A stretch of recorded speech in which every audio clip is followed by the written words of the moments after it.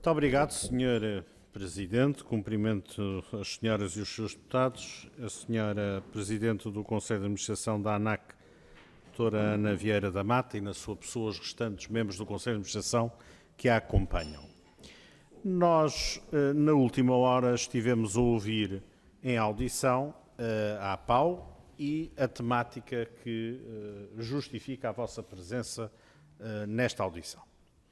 E numa primeira questão que lhe gostaria de colocar, de resto abordei esta questão com a associação, tem a ver com a sensação que nos fica de que a ANAC e a associação estão de costas voltadas, isto é, não há uma interação regular e próxima dos dois agentes, naturalmente o regulador enquanto regulador e a associação representativa do sector dos ultraleves. E, portanto, uma primeira nota que gostaria de realçar é um certo desconforto, porque entendemos que, no quadro da regulação do sector, a boa relação institucional entre o regulador e, neste caso, a associação representativa do sector, devia ser um requisito obrigatório, sob pena, naturalmente, de criarmos uma bolha em que o regulador atua e uma bolha em que os operadores se movimentam.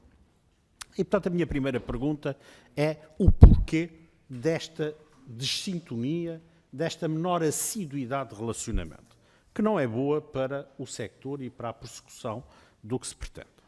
A este propósito, foi com alguma perplexidade que ouvimos a senhora Presidente da Direção da Associação referir um evento que terá sido promovido pela ANAC em Ponte de Sor, enfim, com os ultraleves, e que, na sequência deste evento, fez chegar uma missiva, uma carta à ANAC, a qual não teve resposta até agora. Quer dizer, há aqui um comportamento atípico, porque, naturalmente, quando uma associação dirige uma carta representativa do sector ao regulador do sector, parece-nos evidente que esta carta tem que ter uma resposta, seja ela qual for, independentemente até do que possam ser obrigações do Código Administrativo.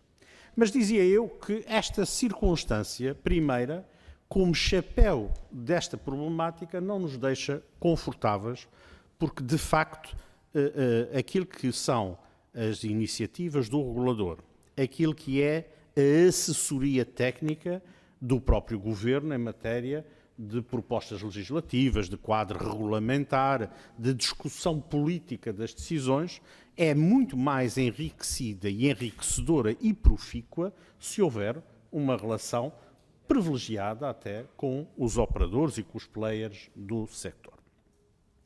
A segunda questão que eu vos coloco é uma questão mais prática. De facto, em 2021 consta do plano de ações da ANAC a revisão desta lei, a adaptação, consta factualmente, 2021, numa lei que, à data de hoje, tem cerca de 20 anos e, portanto, completamente desatualizada daquilo que são as aeronaves, daquilo que são os dispositivos, não contemplando os drones, não contemplando todo um conjunto de valências tecnológicas que necessariamente evoluíram. E, portanto, se estava em 2021, se já vinha tarde, em 2025 é quase inaceitável. E, portanto, a questão que nós colocamos, o Governo da Aliança Democrática está a pôr mãos a esse problema, quer alterar a legislação, quer atualizar, e sabemos, ou julgamos saber, que a ANAC submeteu, digamos, uma linha enquadradora, uma definição desta matéria ao Governo e queríamos que confirmasse esta circunstância. E, neste sentido, há um modelo misto ou híbrido em que a repartição de intervenção e de atuação é feita entre o regulador e os players do sector, no caso do exemplo checo e francês. Eventualmente, nos outros países há outros modelos de funcionamento e de interação. Gostaríamos de ouvir a vossa opinião sobre as duas versões do modelo e as virtudes ou não, os riscos de um e de outro.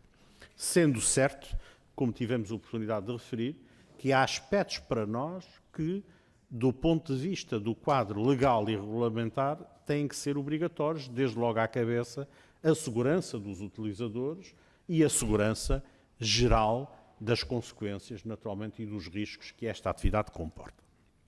Por outro lado, que partilhassem connosco qual é a complexidade burocrática, procedimental, técnica ou outra, que faz com que, factualmente, as aeronaves tenham de ser registadas fora do país e depois regressem ao país com um registro que não é nosso. Isto é anacrónico e inconcebível. O que é que está a falhar para que a vasta maioria, se não a totalidade, aparentemente, do que nos foi dito, das aeronaves que estão em tiros, salvo erro foi este o exemplo dito há pouco, tenham registro e matrícula fora do país. Quer dizer, tem que haver aqui uma explicação para que isto aconteça, e isto a acontecer, como ouvimos há poucos minutos, é de facto incompreensível. E, portanto, gostaríamos que nesta nossa primeira ronda de intervenção nos ajudassem a esclarecer estas questões. Muito obrigado.